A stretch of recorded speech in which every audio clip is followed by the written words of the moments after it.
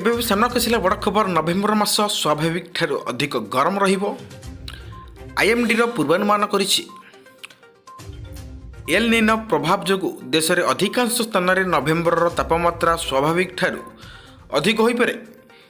भारतर पाणीपाग विभाग आईएमडी मंगलवार देश में विभिन्न अंचल रे नवेम्बर पई पाग पूर्वानुमान करिछि। 1901 पर यह षष्ठ थर पई घटिछि। आईएमडी महानिर्देशक मृत्युंजय महापात्र कहिसेंति जे 1901 परठारु यह षष्ठ थर घटिछि जेतेबेले अक्टोबर रे दक्षिण भारतर अनेक अंचल सर्वनिम्न वर्षा होइतिला। अवश्य एथिरे अधिकांश उत्तर पश्चिम एवं पश्चिम केंद्रीय अंचल सामिल नहीं। 1980 रु 2022 पर्यंत तथ्य विश्लेषण करिया परे आईएमडी यही मूल्यांकन करिसेंति। नवेम्बर रे 77-123% वर्षा हेबार संभावना।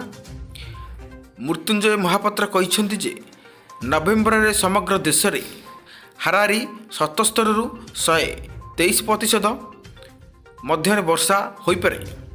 दक्षिण केतक अंचल रे उत्तर पश्चिमर अधिकांश अंश एवं पूर्व मध्यभाग पूर्व उत्तर पूर्वर अनेक अंश साधारण वृष्टिपात अधिक होई पारे।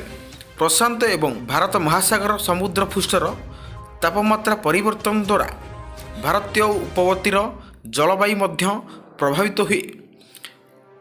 तेणु यह समुद्र अभाविक समुद्र पृष्ठर विकास को निरंतर नजर रखा जाए।